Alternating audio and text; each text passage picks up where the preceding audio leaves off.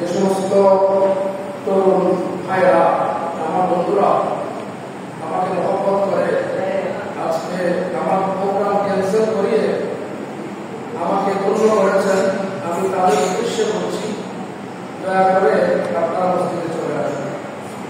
আমার সময় সংক্ষেপ, একেবারে স্বল্প। আমার পরে আমার দুইজন বক্তা আছেন, ওনারা গুরুত্বপূর্ণ তাকে পেশ করবেন। ওনারা আসলে আপনাদের পর্যন্ত সামান্য সময় আমাকে আলোচনা করতে হবে। তো আপনারা যারা আমাকে মহব্বত করে নিয়ে এসেছেন, আজকে আমার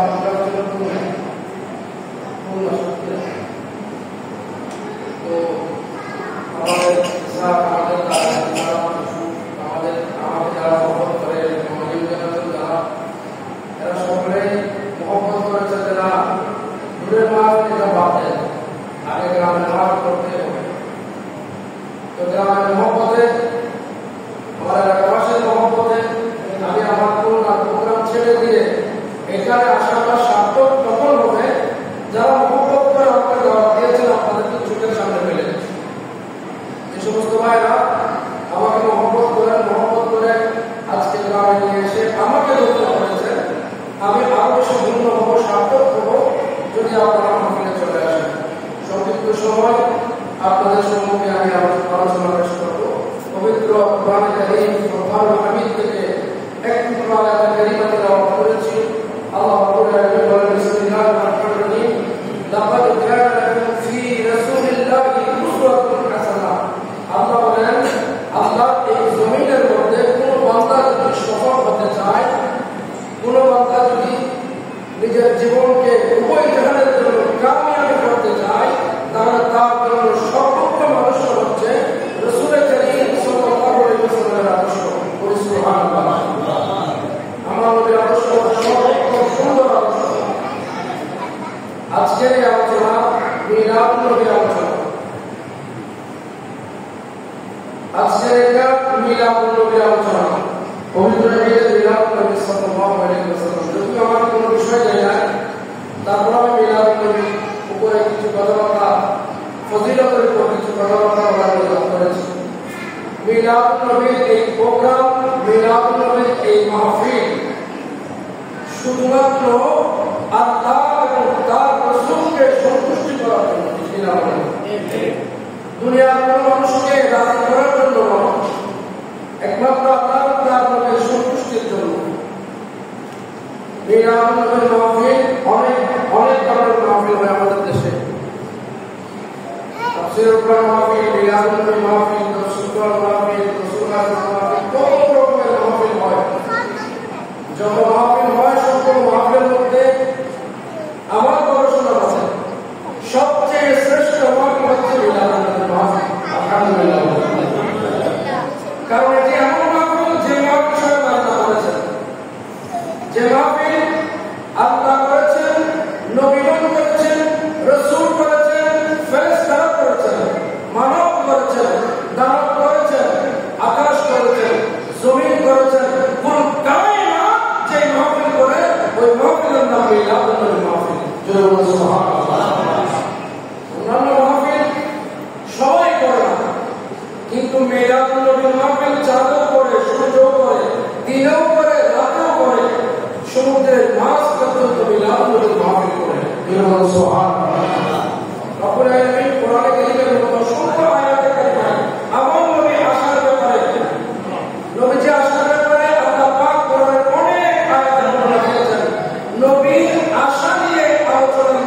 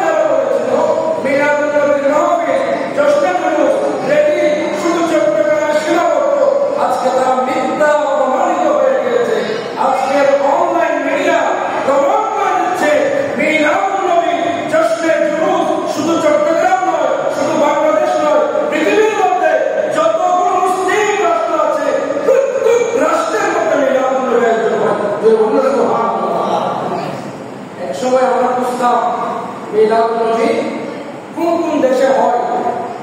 এখন আমাদের পূজা উল্টা হয়ে গেছে। এখন আমরা খুঁজি মিলাদ নবী কোন দেশে হয় না, এখন সেটাই বুঝতে হচ্ছে। মিলাদ নবী এখন সব দেশে হয়, আলহামদুলিল্লাহ বলি হবেই না। আমার নবীর শান, নবীর মান, নবীর ইজ্জত দিন নবী গুরুত্ব করতে আছেন। সুবহানাল্লাহ। পবিত্র কোরআনের মধ্যে ইরশাদ করেছেন বিসমিল্লাহির রাহমানির রহিম।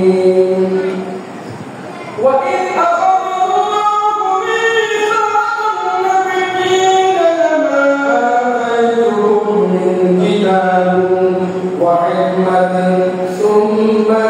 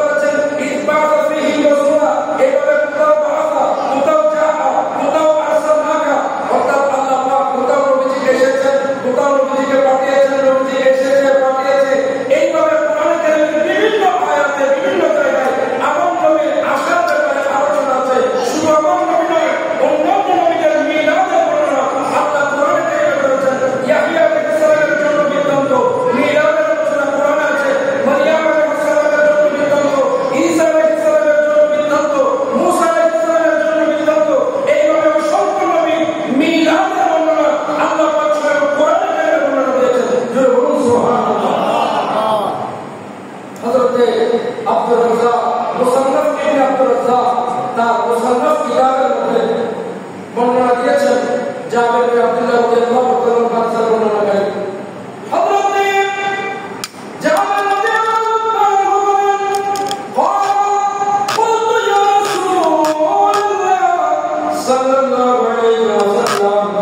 بأبي وأنت أمي وقال النبي أفضل قوم المكان والقربان أما জীবন আমার সব কিছু আপনার পথে কুরবান করে বলছি ইয়া রাসূলুল্লাহ আখবিরনি আন আওয়াল শাইইন খালাকাহু আল্লাহু তাআলা ক্বাবলা আল-আশয়া قال يا جابر إن الله تعالى قد خلق قبل الأشياء نور نبيك من نوره فجعل ذلك النور يمر بالقدرة حيث شاء الله تعالى ولم يكن في ذلك الوقت لوم ولا قلم ولا جنة ولا نار ولا ملك ولا سماء ولا أرض ولا شمس ولا قمر ولا جن ولا إنس فلما أراد الله تعالى أن يخلق الخلق قسم ذلك القلب على أجزاء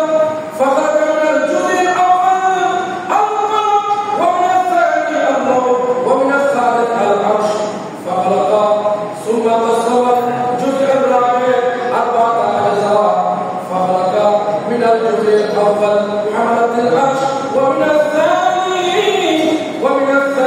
الكرسي ومن الثالث باقي الملائكة ثم قسم الجزء الرابع أربعة أجزاء فخلق من الجزء الأول العظيم ومن الثالث السماوات ومن الثالث الجنة والنار إلى آخر الحدث حضرت جابر رضي الله عنه আল্লাহ নবীকে জিজ্ঞেস করলেন ইয়া রাসূলুল্লাহ আপনি জানতে চাচ্ছেন রব্বুল আলামিন সৃষ্টির সূচনায় আল্লাহ কোন জিনিস সৃষ্টি করেছেন আমার মনে বলেন ও জাবের তাহলে শুনো আল্লাহ যখন সৃষ্টি করার নিয়ত করলেন আল্লাহ সর্বপ্রথম তোমার নবীর নূর সৃষ্টি করেছেন এটি ওই সময়ের কথা যখন চন্দ্র ছিল না সূর্য ছিল না গ্রহ ছিল না আকাশ ছিল না কুরসি ছিল না জান্নাত ছিল না জাহান্নাম ছিল না চন্দ্র সূর্য আকাশ কুরসি মানুষ জিন ইনসান কিছু যখন ছিল না আল্লাহ রাব্বুল আলামিন ওই সময়ে আল্লাহ তার কুদরতি নূর দিয়ে তোমার নবীর নূর সৃষ্টি করেছেন আমার নবীকে নূর বলেছেন স্বয়ং আল্লাহ আমার নবী নিজেকেও বলেছেন নূর আমার নবী আমরা জান্নাত পাবে না বলে আমার নবী নূর আমার নবীকে সাহাবী বলে নূর আল্লাহ বলে নূর নবী নিজে বলে নূর নবী বাবা বলে নূর নবীর চাচাও বলে নূর সুবহানাল্লাহ আমার নবীর চাচা হযরত আব্বাস রাদিয়াল্লাহু তাআলা তাওবা থেকে ফিরে আসতে লাগলেন তাওবা থেকে ফিরে আসার পথে হযরত আব্বাস রাদিয়াল্লাহু তাআলা বলেন ইয়া রাসূলুল্লাহ ইন্নী উরিদু আন আমদা আমি একটু আপনার প্রশংসা করতে চাই আমি একটু আপনার সামনে নাত রাসূল করতে চাই আপনার কি অনুমতি পাবো আমার নবী বলেন অসুবিধা নাই নাত রাসূল পড়ো হযরত আব্বাস রাদিয়াল্লাহু তাআলা তিনি নাত রাসূল পড়া শুরু করে দিলেন অনেক লম্বা নাত রাসূল তা থেকে একটি লাইন ছিল এরকম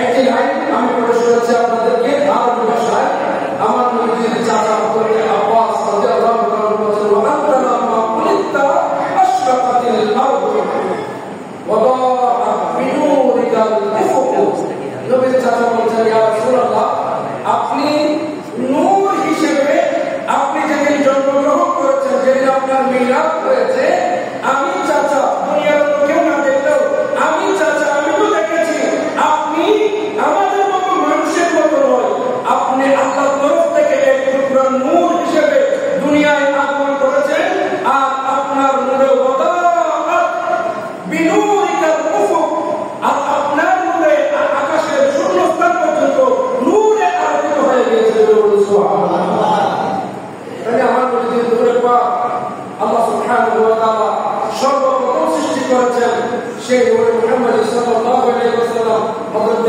বাবা আদম আলাইহিস সালামের কফালের মধ্যে যখন ট্রান্সফার করলেন বাবা আদমের সম্মান করে দিয়েছে। সুবহানাল্লাহ। নবীর চাচা হযরতে আব্বাস রাদিয়াল্লাহু তাআলা তিনি সেই ঘটনার বর্ণনা দিয়েছেন। আমার নবীর চাচা বলেন, ইয়া রাসূলুল্লাহ, আপনার যে নূরে পাক এটা সোম থেকে রেহেম, রেহেম থেকে সোম, সোম থেকে রেহেম, রেহেম থেকে সোম, এইভাবে হতে হতে আপনার নূরটা না আদম আলাইহিস সালাম থেকে শুরু করে খাজা আব্দুল্লাহ পর্যন্ত একজনের সাথে একজন, একজনের সাথে একজন, এইভাবে ট্রান্সফার হতে হতে আপনার নূরটা এসেছেন। ওই শেয়ারের মধ্যে, একই শেয়ারের মধ্যে 30,000 সাহাবী উপস্থিত ছিল। 30,000 সাহাবীর উপস্থিতিতে আমার নবীর চাচা হযরতে আব্বাস রাদিয়াল্লাহু তাআলা আনহু বলেন, ফানাহনু ফি যালিকা দিয়ানি ওয়া ফি নূর ওয়া সুরুর রাশাদ নাখতারিকু। হযরতে আব্বাস রাদিয়াল্লাহু তাআলা আরো বলেন, হাত্তা তাওয়া বাইতুল মুহাইমিন ইনদা ফি আলিয়া তাহান্নু। অর্থাৎ হযরতে ইব্রাহিম খলিলুল্লাহকে যখন নমরুদ আগুনে নিক্ষেপ করতে লাগলো, সেদিন আপনি ইব্রাহিম আলাইহিস সালামের পেটে ছিলেন বলে আল্লাহ ইব্রাহিম আলাইহিস সালামকে আগুন থেকে বাঁচিয়েছেন। সুবহানাল্লাহ। সুবহানাল্লাহ। সালাতু ইয়া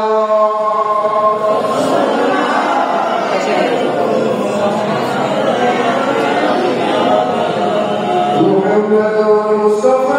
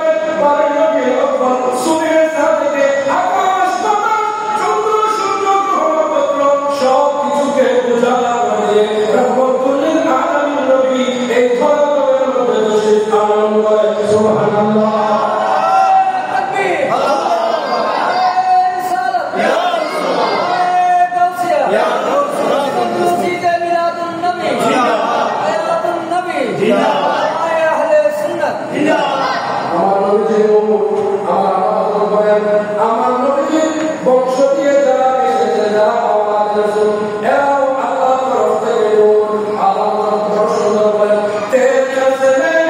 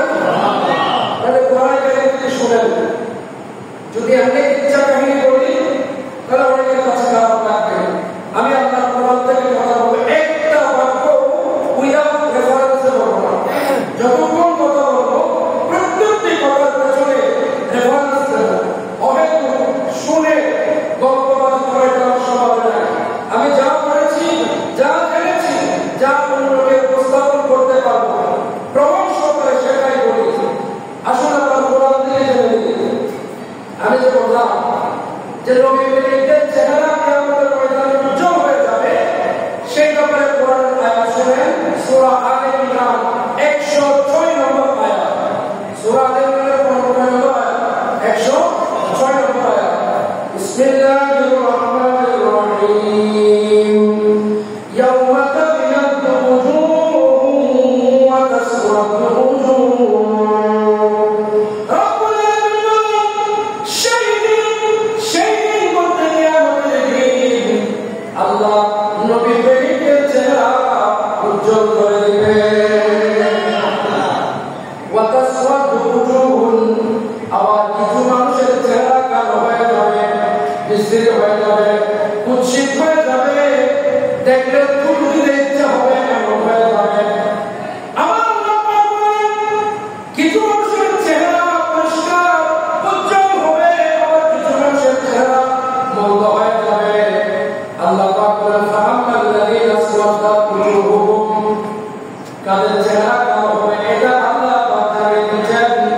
ইহুদি নয়, বৌদ্ধ নয়, খ্রিস্টান নয়। আমার ভাইরা গভীর মনোযোগ দেন।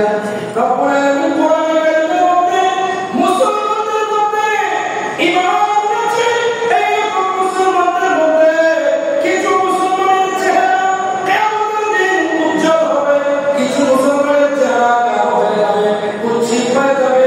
এটা ঘটনা কোরআনে কারিমে দিয়েছে। রব্বুল আলামিন বলেন, আকফারতুম বা'দা ঈমানিকুম, ঈমান আনার পর যারা কাফের হয়ে যাবে, ঈমান আনার পর যারা কাফের হয়ে যায়, এদের চেহারা কিয়ামতের ময়দানে কুৎসিত হয়ে যাবে। বলুন নাউযুবিল্লাহ। প্রশ্ন জাগবে, ঈমানদার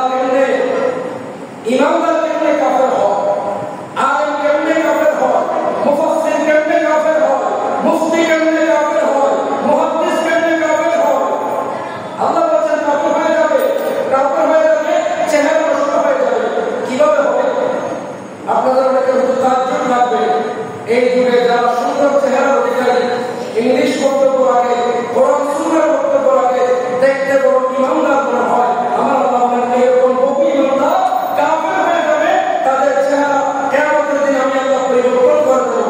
কাফের কিভাবে হয় তার একটা উদাহরণ আমরা সূরা তাওবা থেকে দেব। ইমানদার কেমনে কাফের হয়, ইমানদার কেমনে আলেম কেমনে কাফের হয়ে যায়, তার উদাহরণ আমরা কোরআনে কারিমে দেখেছি। আল্লাহু সুবহানাল্লাহ। একটু সামনে শুনেন। আমার নবীজি একবার সাহাবায়ে কেরামের সামনে বক্তব্য রাখলেন, গভীর মনোযোগ।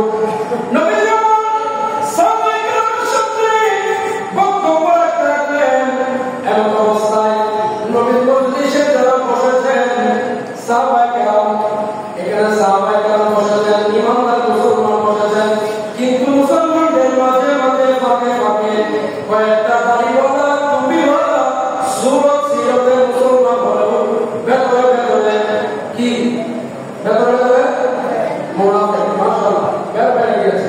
আমার নবী বক্তব্য রাখতে লাগলেন, এরকম মজলিসের মধ্যে মুসলমানরা আছে, সাহাবায়ে কেরাম আছে, সিদ্দিক আকবর আছে, ফারুক আযম আছে, উসমান বিন নুমাইর আছে, মাওলানা আলী আছে। এদের ভিতরে ফাঁকে ফাঁকে কয়েকজন কি আছে? মুনাফিক আছে। মুনাফিকরা বসে আছে। চেহারা সুরত দেখে বোঝা যায় না এই যে মুনাফিক। কারণ যারা মুনাফিক তাদের নেফাকিয়তটাকে ভেতরে অন্তরের ভিতর মানুষ অন্তর দেখে না। উপরে দাঁড়িয়ে আছে, টুপি আছে, নবীর লেবাস আছে, কিন্তু নবীর মজলিসে বসে আছে। ভেতরে ভেতরে এরা মুনাফিক, এরা বসে আছে। এই অবস্থার মধ্যে হঠাৎ করে একজন সাহাবী হাফাতে হয়রান হয়ে আল্লাহর নবীর দরবারে গেলেন, ইয়া রাসূলুল্লাহ, আজকে 3 দিন ধরে আমার উহুদ আমি খুঁজে পাচ্ছি না। ও আল্লাহর নবী, আমার আকীদা হচ্ছে আমার উহুদ কোথায় আছে এটা আপনি নবী এই জায়গায় বসে বলতে পারবেন। সুবহানাল্লাহ।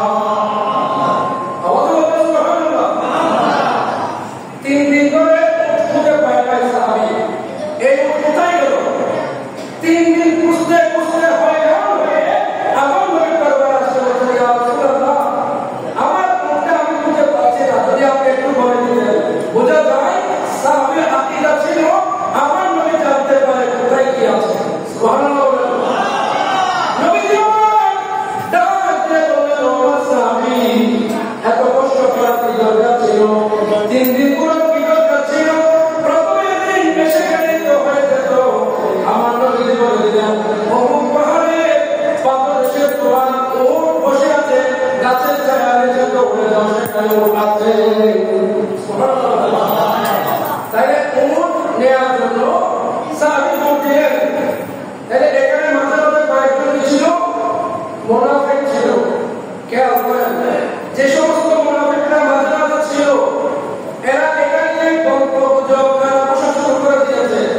কিরে ওনার উট হারিয়ে গিয়েছে, নবী মুহাম্মদ রাসূলুল্লাহ এখান থেকে জানিয়ে দিলেন ওই পাহাড়ে উট আছে।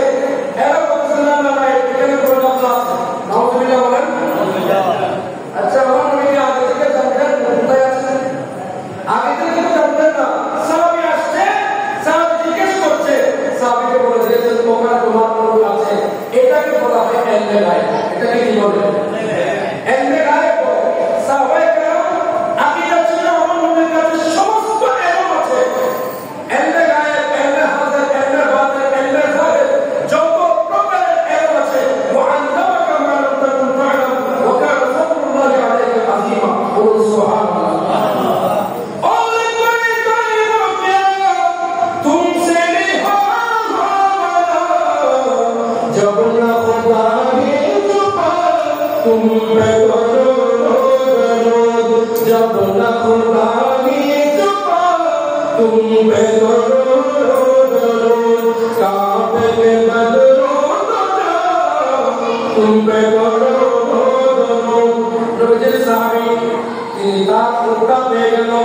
এদিকে ইহুদির গায়ে যারা শুরু হয়ে গিয়েছে, ইহুদিরা এরা সবাই বের হয়ে যারা মুনাফিক ছিল মজলিসের মধ্যে যারা মুনাফিক এরা বের হয়ে গিয়েছে। বের হয়ে এক জায়গায় গিয়ে একটা গোপন মিটিং করতেছে। কি মিটিং? গোপন মিটিং করতেছে। এরা চিন্তা করতেছে আল্লাহর নবী মুহাম্মদ সাল্লাল্লাহু আলাইহি ওয়াসাল্লাম কেমনে বলে দিল তার যে পাহাড়ের পাদদেশে ছিল নবী মুহাম্মদ সাল্লাল্লাহু আলাইহি ওয়াসাল্লাম কেমনে বলে দিল এটা বলা সম্ভব নয়। হয়তো নবী আগে থেকে সেখানে দেখে এসেছে, এই কারণে বলতে পেরেছে। এই কারণে যখন মুনাফিকরা মুসলমান বান্দারি টুপিওয়ালা পাগড়িওয়ালা জুব্বাওয়ালা মুসলমান মুনাফিকরা যখন গোপন মিটিং করে আমার নবীর শান নিয়ে যখন বদনাম করতে লাগলো, রব্বুল আলামিন কোরআনে কারীমের আয়াত নাযিল করে দিলেন। জিবরিলকে বললেন, জিবরিল আমার মাহবুব নবীকে গিয়ে বলে আসো ওয়ালা ইন সাআলতাহুম সূরা তাওবা 65 নম্বর আয়াত, ওয়ালা ইন সাআলতাহুম ও আমার মাহবুব নবী আপনি যদি তাদেরকে জিজ্ঞেস করেন, তাদেরকে মানে মুনাফিকদেরকে এদেরকে যদি জিজ্ঞেস করেন ইয়া রাসূলুল্লাহ যদি বলেন, নবী যদি বলেন কি রে তোমরা তো আমার সাহাবী, কেন তোমরা গিয়ে আমি নবী পারি না জানি না এগুলো নিয়ে আলোচনা করতে লাগলেন? ইয়া রাসূলুল্লাহ তারা আপনাকে উত্তর দিবে লা ইয়াকুলুনা ইন্নামা কুননা নাকুযু ওয়া নালআবু। মুনাফিকরা আপনাকে বলবে আমরা তো শুধু একটা মজা করেছি, একটু মশকারি করেছি, একটু ঠাট্টা করেছি। আল্লাহ বলছেন ইয়া রাসূলুল্লাহ আপনি যদি মুনাফিকদেরকে গিয়ে বলেন কে ভাই তোমরা তো আমার উম্মত, তোমরা তো আমার সাহাবী, বাইরে গিয়ে গোপনে গোপনে আমার ব্যাপারে একটু কেন বলতেছো, তখন তারা উত্তর দিবে যে আমরা তো সবাই মজা করছি, আমরা তো ঠাট্টা করছি। আমার আল্লাহ বলেন কুল আই মাহবুব আপনি তাদের উদ্দেশ্যে বলেন আবিল্লাহি ওয়া আয়াতিহি ওয়া রাসূলিহি, এটা কি ঠাট্টার বিষয়? আল্লাহর সাথে মজা করবে, আয়াতের সাথে মজা করবে, রাসূলের সাথে মজা করবে। কুনতুম তাস্তাহজিউন তোমরা আল্লাহর সাথে মজা করবে, এটা তো হতে পারে না। আই মাহবুব নবী আপনি তাদেরকে জানিয়ে দিন লা তাতাযিরু ক্বাদ কাফারতুম বা'দা ঈমানিকুম। আল্লাহ রাব্বুল আলামিন বলেন আই মাহবুব নবী আপনি তাদেরকে বলেছেন, স্পষ্ট বলেছেন আমাকে আপনার জবাব দেওয়ার দরকার নাই। ঈমান আনার পরেও সাহাবী হওয়ার পরেও আমার আল্লাহর ফতোয়া আল্লাহর আইন জারি হয়ে যাচ্ছে, এখন থেকে তোমরা কাফের হয়ে গেলে জোরে নাউযুবিল্লাহ। তাহলে নবীর সামনে আঘাত করবে ইমানদার আর ইমানদার থাকে বলছেন কে? আল্লাহ। সূরা তাওবা 65 নম্বর আয়াত, সূরা বাকারাতে 104 নম্বর আয়াতে আল্লাহ বলেছেন নবীর সামনে আঘাত আসে এমন কোন শব্দ বললেও সে কাফের হয়ে যাবে। রব্বুল আলামিন বলেন ইয়া আইয়ুহাল্লাযীনা আমানু লা তাকুনু রা'ইয়া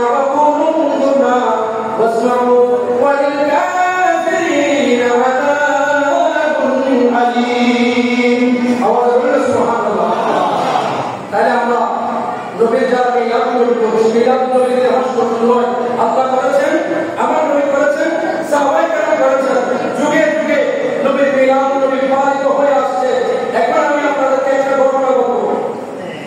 এই ঘটনাটা এমন একটা কিতাবে আছে যে কিতাবটা আজ থেকে প্রায় 1350 বছর আগে, সুবহানাল্লাহ, আজকের কিতাব থেকে বলবো না, 100 বছর আগে কিতাব, 1350 বছর আগে সাহাবীদের জামানার কিতাব, সুবহানাল্লাহ বলেন। কিতাব সরে যাচ্ছে এই কিতাবটা, এটা হচ্ছে এটা 1350 বছর আগে কিতাব। ইয়ামাতুল তালিবিন কিতাবে আছে, আরেকটা কিতাব ফতহুল্লাহি মুওহিদি খায়র খাতিল্লাহ, ফতহুল্লাহি ফি মুওহিদি খায়র খাতিল্লাহ। এভাবে আরো অনেক কিতাব আছে।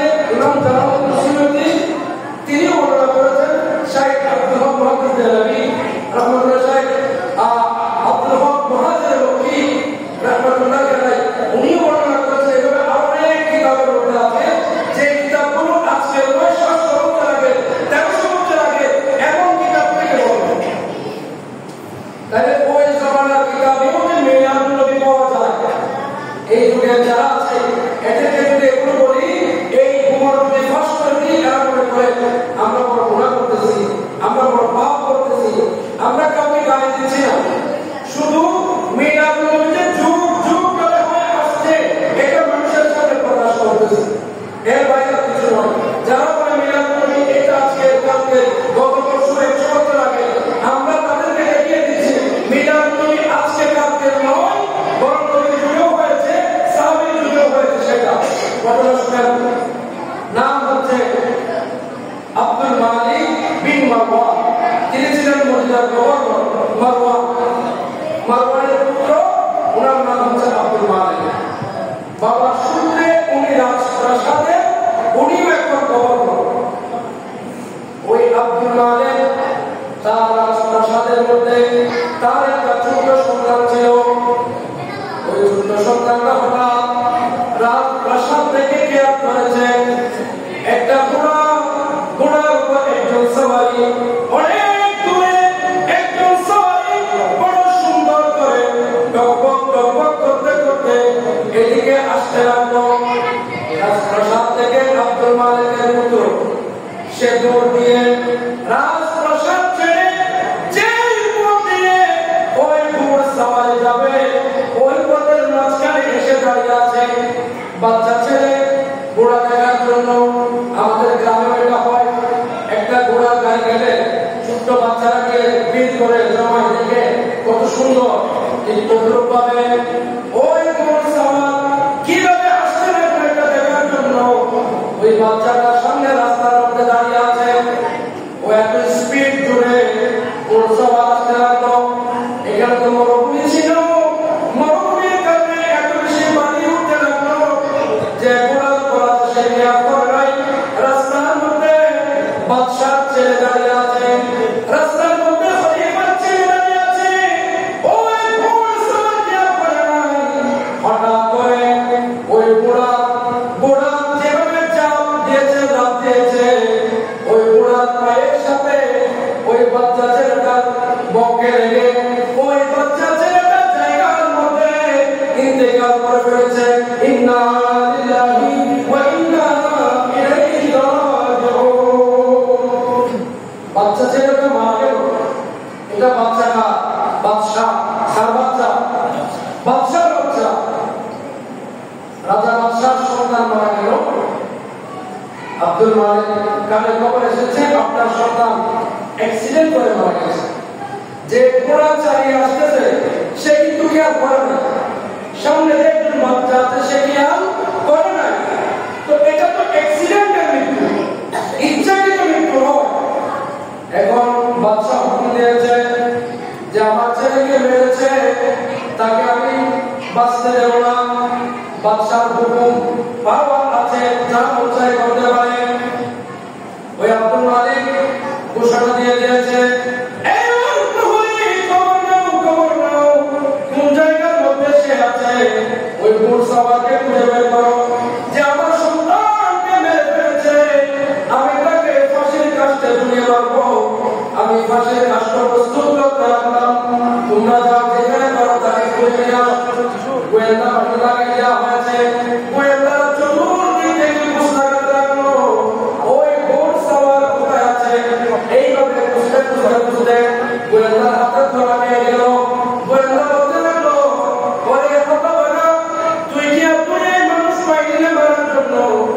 বাদশাহ ছেলেকে তুই মেরে ফেলেছিস, তোর শাস্তি কি হবে জানিস?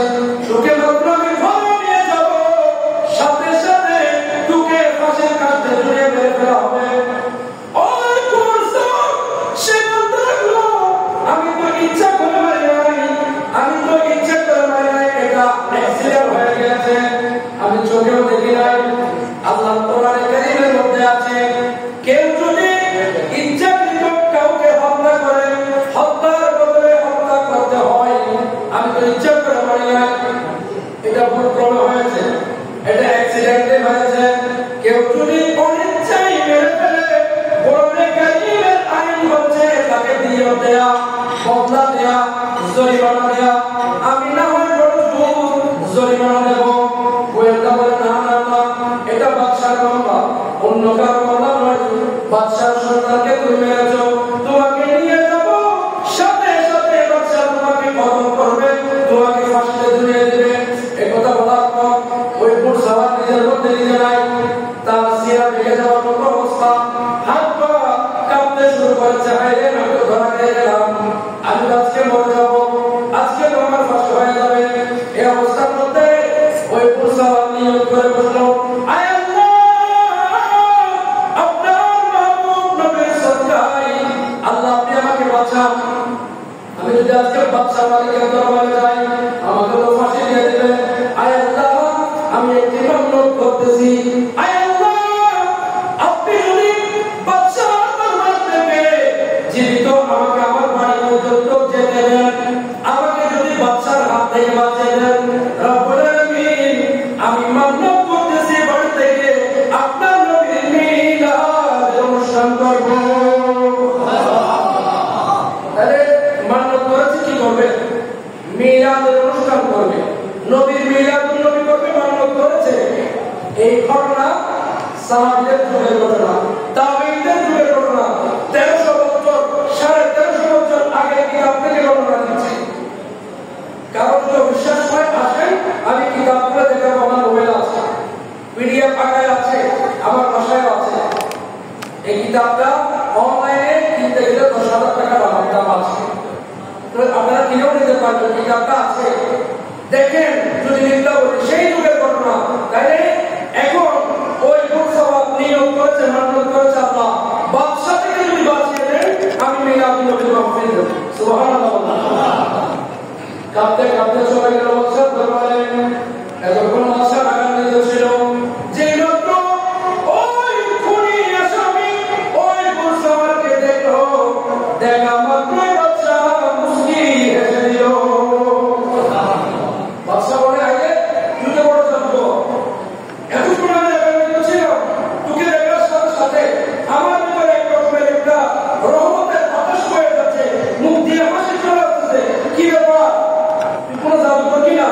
তখন ওই বুড়সাওয়াত বলে, সেখান থেকে করতে করতে বলতে লাগলো, হুজুর, ও বাদশা, আমি কোনো জাদুকর নয়, আমি কিছু নয়, আমি শুধুমাত্র নিয়ত করেছি, মান্যত করেছি আল্লাহ, বাদশার দরবার থেকে যদি আমাকে জীবিত ফেরত দেন, আমি আপনার রাসূলের মহব্বতে মিলাদুন নবীর অনুষ্ঠান করব। এই কারণে হয়তো আল্লাহ পাক রব্বুল আলামিন আপনার অন্তরের মধ্যে দয়া করে দিয়েছে। বাদশা হেসে বললেন, যে মানুষটি আমার কাছ থেকে গিয়ে ভাষায় গিয়ে রহমতুল লিল আলামিন নবীর মিলাদ করবে, তাকে আমি হত্যা করব? নয়, আমি হত্যা করব না, তোমাকে আমি বিলকুল মাফ করে দিলাম। পকেট থেকে আরো 1000 দিনার দিয়ে বলতে চাও তোমার মিলাদুন নবীর মাহফিলে আমি শরীক করব। সুবহানাল্লাহ। এই কিতাব থেকে ইমাম জালালউদ্দিন সুয়ুতী রাহমাতুল্লাহি আলাইহি তিনি আরেকটি বর্ণনা দিয়েছেন। ওই বাগদাদের মধ্যে আব্দুল জব্বার নামক একজন ব্যবসায়ী ছিল। ওই আব্দুল জব্বার ব্যবসায়ী প্রত্যেক বছর ঈদ মিলাদুন নবীর অনুষ্ঠান করত।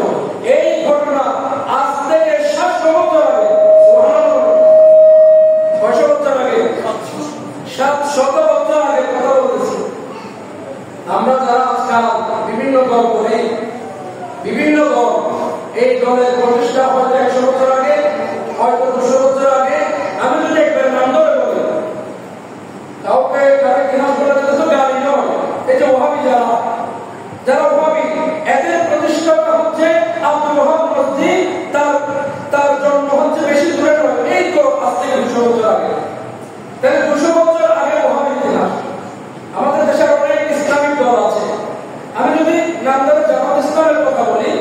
জামাত ইসলামের যিনি প্রতিষ্ঠাতা ওনার নাম আল্লামা আবুল মওদুদী।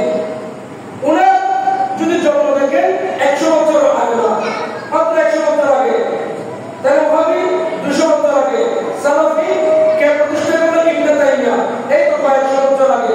এই যে জন্ম ইসলামিক দল বলছি এগুলো মাত্র 100 বছর আগে, 200 বছর আগে। যদি কাদিয়ানের কথা বলেন এগুলো মোহাম্মদ কাদিয়ান মাত্র হয়েছে 100 বছর আগে, দলগুলো হয়েছে 100 বছর আগে। কিন্তু আমি যে ঘটনা মনে রাখছি 700 বছর আগে। সুবহানাল্লাহ। আমরা যে মতে আছি প্রত্যেকটা দলের একটা প্রতিষ্ঠাতা আছে। যদি বলেন ওয়াহাবিদের প্রতিষ্ঠাতাকে একজন আছে আব্দুল ওয়াহাব নসরি, জামাতের প্রতিষ্ঠাতাকে আবুল মওদুদী একজন আছে। যদি বলেন কাদিয়ানের প্রতিষ্ঠাতাকে গোলাম মোহাম্মদ কাদিয়ানী একজন আছে। প্রত্যেকটা দলে একজন প্রতিষ্ঠাতা আছে না নাই? আছে। এই দলটা কে বানালো? যে বানিয়েছে সেই প্রতিষ্ঠাতা। একজন প্রতিষ্ঠাতা আছে। যদি প্রশ্ন করেন সুন্নি আহলে সুন্নাত ওয়াল জামাত এটারও তো তাই একজন প্রতিষ্ঠাতা থাকা দরকার। কে এই দল প্রতিষ্ঠা করলো? জানতে চাই না? এই দলকে প্রতিষ্ঠা করলো। আমরা গর্ব করে বলতে পারি আমরা যে দল করি, আমরা যে আদর্শ লালন করি, এই আদর্শ দুনিয়ার আর অন্য কেউ দেয় নাই। আহলে সুন্নাত ওয়াল জামাতের প্রতিষ্ঠাতা সরাসরি রাহমাতুল লিল আলামিন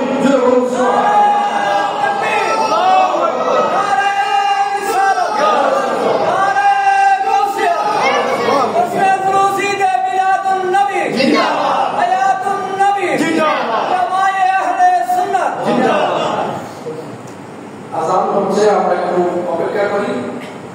আযান হওয়ার পর নামাজ পড়ার পর বাকি আলোচনা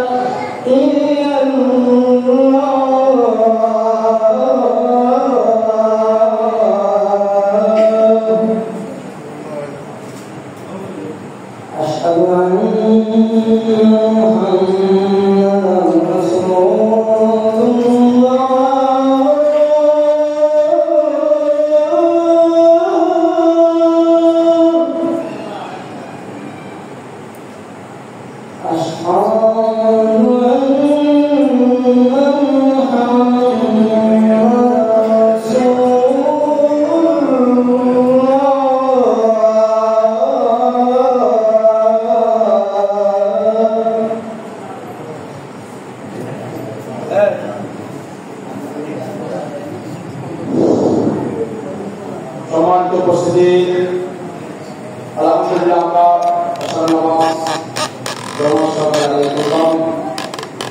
আমাদের হচ্ছে আপনারা যারা বাইরে নিযুক্ত ব্যবস্থা আপনারা আমাদের চলে আসুন। আসন গ্রহণ করার জন্য আমি অনুরোধ জানাচ্ছি নারীবাড়ি বিদ্যালয়ের সম্মানিত প্রধান শিক্ষক আমাদের এবং আরো আসন অনুরোধ জানাচ্ছি আমাদের আজকের অনুষ্ঠানের অতিথি যারা আলহাজ আবুদাহের মঞ্চে আসার জন্য অনুরোধ জানাচ্ছি। উপস্থিত হয়েছেন আমাদের পত্র মসজিদের অধীন সাহেব। এই পর্যায়ে পুনরায় বক্তব্য আরম্ভ করার জন্য অনুরোধ জানাচ্ছি আজকের এই মাহফিলের বিশেষ বক্তা মোবারক শাহী জামে মসজিদের অধীন জামিয়ার কৃতি শিক্ষার্থী যারা মাওলানা দেলোয়ার হোসেন কাদের সাহেব। আল্লাহুম্মা সাল্লি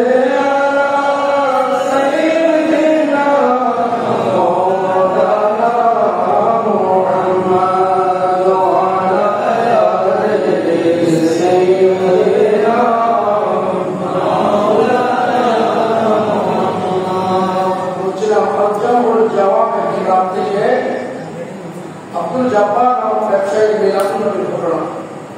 তিনি প্রত্যেক বছর মিলাদুন্নবীর আয়োজন করতেন। আলোকসজ্জা উনি ওনার সাধ্য অনুযায়ী করতেন। আজ থেকে 700 বছর আগে বা আমাদের কোনো জমি পাতি ছিল না। লাইটিং বিদ্যুৎ এগুলো তো আর ওই সময় ছিল না। উনি ওনার মতো করে যেভাবে পারে আলোকসজ্জা করেছেন, সাজিয়েছেন, ফুল দিয়েছেন। তো ওর ঘরের পাশে ছিল একটা খ্রিস্টান ফ্যামিলি। খ্রিস্টান ফ্যামিলির মহিলাটা দেখে তার স্বামীকে বলছে যে বড় সুন্দর লাগতেছে, আব্দুল জব্বারের ঘরে মনে হয় কোনো অনুষ্ঠান হচ্ছে, মনে হয় কোনো বিয়ে শাদী হচ্ছে। ওই মহিলার স্বামী বলতে লাগলো কোনো বিয়ে শাদী নয়, এটা রবিউল আউয়াল মাস, মুসলমানদের নবীর মিলাদের মাস। আব্দুল জব্বার প্রত্যেক বছর নিয়ে এই বছর মিলাদ নবী আয়োজন করেছে। সুবহানাল্লাহ। মহিলাকে বলে বড় সুন্দর লাগে, বড় সুন্দর লাগে, মুসলমানদের নবীর মিলাদ আয়োজন করতেছে, বড় সুন্দর লাগে বলে মহিলাটা ঘুমিয়ে গেল রাত্রিবেলায়। ওই মহিলা কপাল এত ভালো, এত খুশনসিব, মহিলার স্বপ্নে দেখতেছে মাহফিল প্যান্ডেলিং অনেক সুন্দর দেখা যাচ্ছে। দূর থেকে মিছিল সহকারে একটা মিছিল আসতেছে, মিছিলের সামনে এমন একজন মহামানব আছে যার চেহারায় পাক থেকে এমন ভাবে নূর ছড়াচ্ছে, চতুর্দিকে নূরে নূরান্বিত আলোকিত হয়ে যাচ্ছে।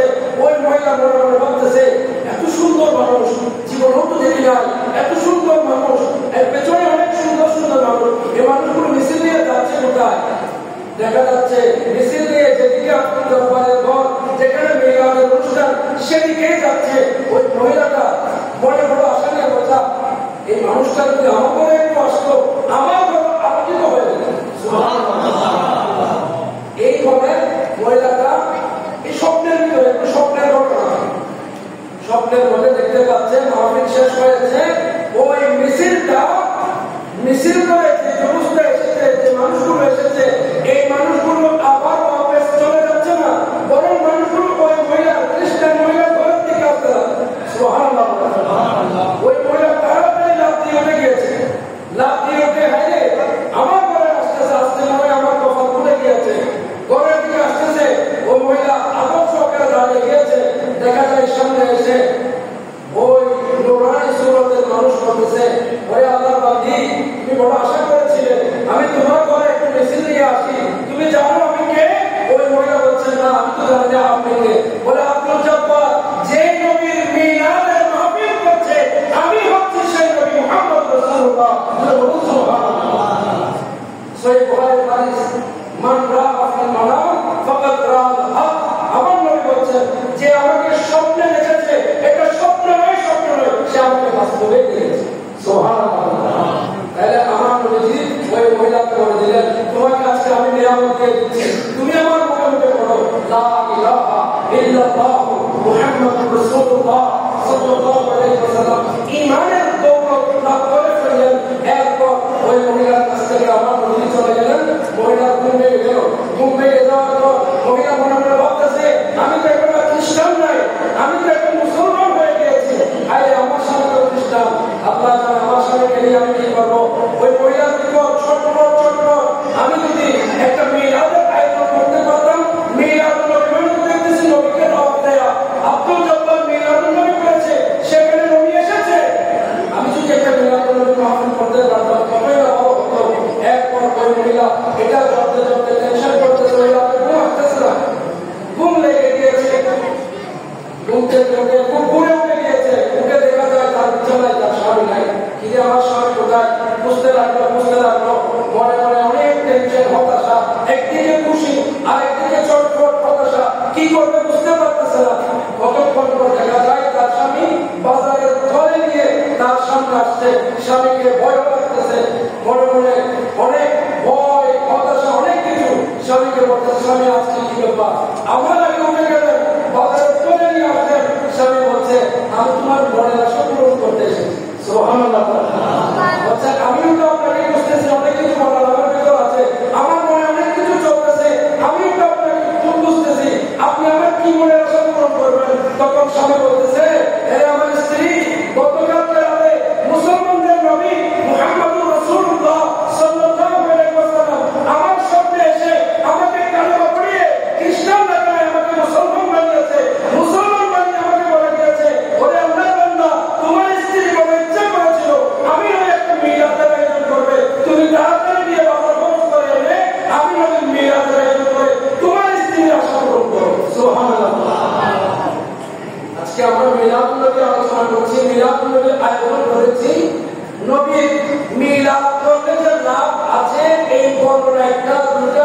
যায়, রাত চলে যাবে। 700 বছর আগের কিতাব থেকে এখন যে বর্ণনাটা দিলাম আমি শেষ করে দিচ্ছি, যেহেতু হুজুর এসে গিয়েছে। আমার সর্বশেষ কথাটা একটু মনোযোগ সহকারে শুনবেন, কারণ আমি বড় আশা নিয়ে এসেছি। আজকে আমার মাহফিল নাই, সেখানে আমাকে প্রধান বক্তা হিসেবে দাওয়াত করেছে, আমি দাওয়াতটা ক্যান্সেল করে দিয়েছি। কারণ আমি আমার নিজের গ্রামে নিজে করে রাখবো, আমার ভাইয়েরা আমাকে মহব্বত করেছে, যেহেতু বড় আশা নিয়ে এসেছি। আমি আশার কিছু কথাবার্তা আপনাদের শোনাবো, আপনাদের কদমে আওয়াজ রাখবো। দয়া করে আপনারা আমার কথাগুলো শুনে আমল করার চেষ্টা করবেন। একটু দুরূদ পড়ি, আল্লাহুম্মা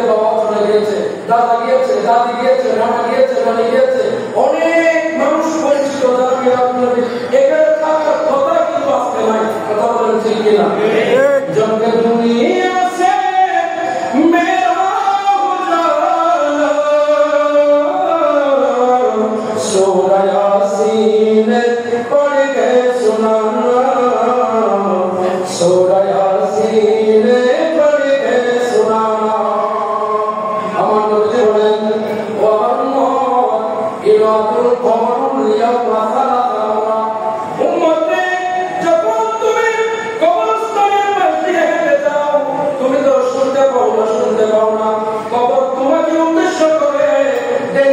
মুসিবত চিৎকার করে করে ডাকবে কবর কি ডাকতে শুনেন কবর বলে আনা বাইতুল ওয়াহদা ও আল্লাহ বান্দা আমি হচ্ছি একাকিত্বের ঘর এখানে তোর সাথে কেউ আসবে না মা বাবা দাদা দাদি বন্ধু বান্ধব স্বামী স্ত্রী কেউ আসবে না দাফন করে দিয়ে তোমাকে একা রেখে চলে যাবে আমি হচ্ছি একাকিত্বের ঘর ওয়াল ওয়াহশা আমি হচ্ছি ভয় ভীতির ঘর ওয়াল আকরাবি ওয়াল হাইয়া আমি হচ্ছি সাপ এবং বিচ্ছুর ঘর আমি হচ্ছি বড় বিষাক্ত সাপের ঘর বড় বিষাক্ত বিচ্ছুর ঘর আনা বাইতুল মুসলিমা আমি হচ্ছি অন্ধকার ঘর আমার মধ্যে কোনো আলো নাই চতুর্দিক দিয়ে যখন মাটি জামা দিয়ে দেবে আমি তখন অন্ধকার হয়ে যাব আমি হচ্ছে কি পতঙ্গের ঘর মা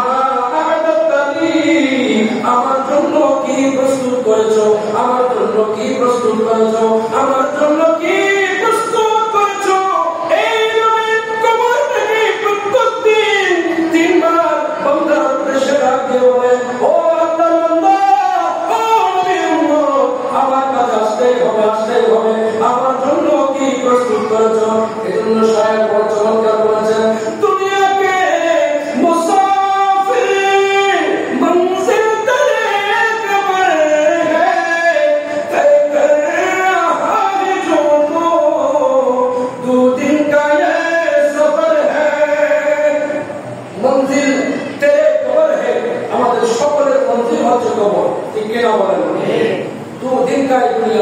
এই দুনিয়া 2 দিনে চিরস্থায়ী কেউ নয় কেউ গ্যারান্টি দিয়ে বলতে পারে না আগামী বছর আমি থাকবো এই গ্যারান্টি কেউ দিতে পারে আল্লাহ হুকুম হয়ে যায় কখন আজরাইল আসবে আমরা কেউ জানি যে কোনো মুহূর্তে যে কোনো ওসিলায় হতে পারে অ্যাক্সিডেন্ট হতে পারে ভূমিকম্প যে কোনো একটা দুর্যোগ দিয়ে আল্লাহ আমাদেরকে মৃত্যু দিতে পারে কিনা পারে কিনা তো মৃত্যু যদি আমাদেরকে দিতেই পারে বিশ্বাস যদি থাকে কবরের জন্য আমাদের কিছু তৈরি করার দরকার আছে না নাই আমার নবী যেটা বলছেন যে কবরের জন্য তৈরি করো দুনিয়া শেষ নয় আর দুনিয়া আখিরা এটা তো চাষার ক্ষেত্র এখানে চাষ করবে ফল পাবে আখিরাতে ফল পাবে কিয়ামতের ময়দানে শায়ের বড় চমৎকার বলছেন ও দুনিয়ার মানুষ आंखों से तूने अपनी कितने जनाजा देखे हाथों से तूने अपनी दफना की कितने मुर्दे आंखों से तूने अपनी कितने जनाजा देखे हाथों से तूने अपनी कितने ये दफन मुर्दे दफनाए कितने मुर्दे अंजाम से तूने अपनी अंजाम से तूने अपनी क्यों इतना बेखबर है तय कर रहा है जो तो 2 दिन का ये सफर है दुनिया के मुसाफिर दुनिया के मुसाफिर मंजिल तेरे खबर है तय कर रहा है जो तो 2 दिन का ये सफर है शायद বলেন 2 দিনের এই সফর 2 দিনের সফরের জন্য আমাদেরকে সরঞ্জাম তৈরি করতে হবে আমার বাবা ভাইয়া আজকে আমরা ঘর ভাবছি বিল্ডিং করতেছি পরিষ্কার করছি প্রত্যেকদিন ঝাড়ু দেয় নিজের ঘর ঘুম থেকে উঠে মা বাবা ঝাড়ু দেয় ঘর পরিষ্কার করি ঘরের মধ্যে মুরগি ঘরের মধ্যে ছাগল প্রবেশ করলে প্রস্রাব পায়খানা করলে এগুলো ধুয়ে ফেলতেছি এগুলো সাবান দিয়ে এগুলো পাউডার দিয়ে ধুয়ে ফেলতেছি ঘর তোলার জন্য আমরা হক এবং হালালের চিন্তা করতেছি না কার থেকে মেরে দিচ্ছি কার থেকে ধরে ফেলতেছি এগুলো তোয়াক্কা না করে আমরা বিল্ডিং এর পর বিল্ডিং করতেছি ও আমার ভাইরা খোদা কি কসম করে বলি আপনার ঘর থেকে যাবে আপনি থাকবেন না এমন শত শত হাজার হাজার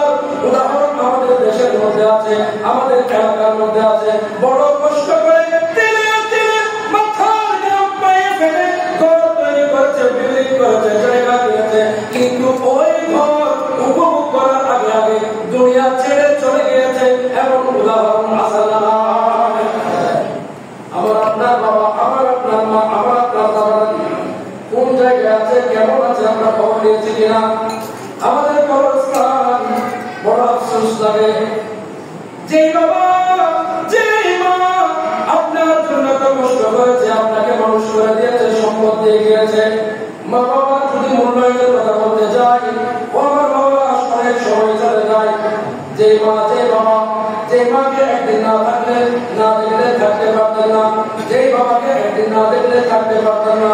এত আদরে, এত মায়া, এত মুহিব্বিন মা বাবার কবরস্থানের মধ্যে পড়ে আছে।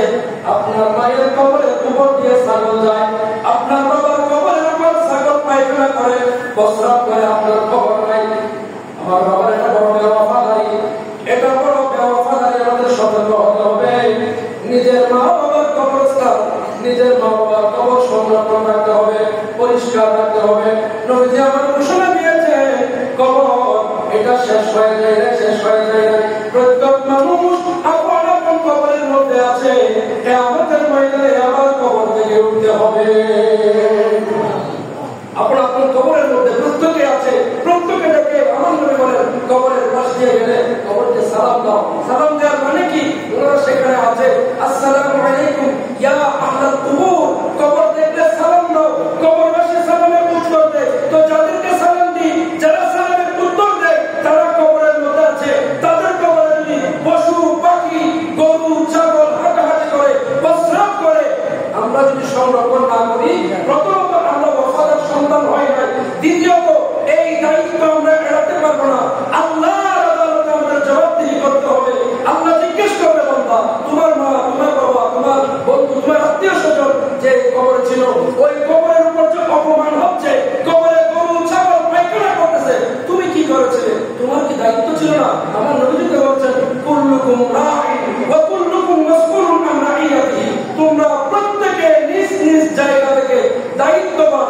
তুমি তোমার পরিবারের ব্যাপারে, অধীনস্থদের ব্যাপারে জিজ্ঞাসিত হবে। আজকে আমার বাবা, আমার সমাজ হিসেবে আমাকে অনেক কিছু বলতে হচ্ছে। আমাদেরকে দায়িত্বের ব্যাপারে প্রশ্ন করা হবে। আমরা যে যে দায়িত্বে আছি, যে যে দায়িত্বে আছি, আমাদের প্রশ্ন করা হবে। বাবাদের প্রশ্ন করা হবে, তোমার মেয়ে এখানে কেন গেল? সন্তানদের প্রশ্ন করা হবে।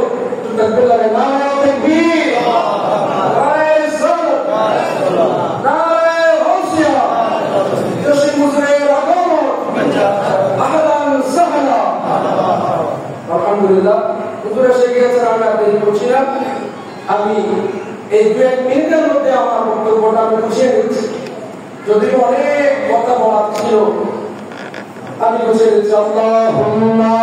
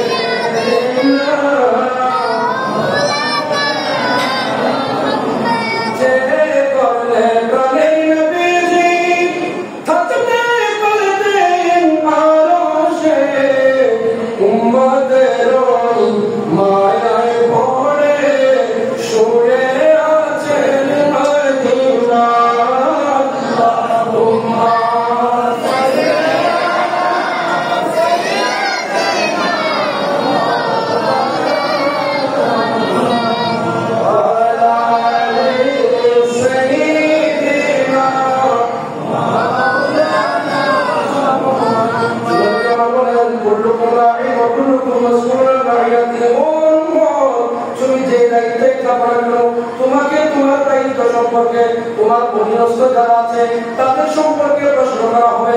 যারা সাথী তাদেরকে প্রশ্ন করা হবে। মুসল্লিদের ব্যাপারে, যারা ইমাম তাদেরকে মুসল্লিদের ব্যাপারে প্রশ্ন করা হবে। যারা চাকরিজীবী তাদের অধীনে যারা কর্মচারী তাদের ব্যাপারে প্রশ্ন করা হবে। এইভাবে সরকারকে প্রজার ব্যাপারে প্রশ্ন করা হবে। প্রশাসনিক কর্মকর্তা যারা আছে তাদেরকেও প্রশ্ন করা হবে। কাউকে বাদ দেওয়া হবে না। ঘরের যারা অভিভাবক আছে, ঘরের যারা বাবা আছে, ভাই আছে, তাদেরকেও প্রশ্ন করা হবে। তাদের ছোটদের ব্যাপারে, তাদের গুণের ব্যাপারে। আমার মাহবুবের দৃষ্টি আকর্ষণ করবো। আল্লাহর ওয়াস্তে, আল্লাহর ওয়াস্তে, আল্লাহর ওয়াস্তে একটু গভীর মনোযোগ দেন। নবী বলেন, ফাযনাতুল আইনুন নাযরি, ফাযনাতুল আইনুন নাযর। আমার নবীর হাদিস, নবী বলেন, ও আল্লাহ, সরাসরি একজন আরেকজনের ঘরে গিয়ে শারীরিকভাবে জিনা করা যেমন জিনা, একজন আরেকজনের দিকে কুমতভাবে তাকানো এটাও একই প্রকারের জিনা। নাউযুবিল্লাহ।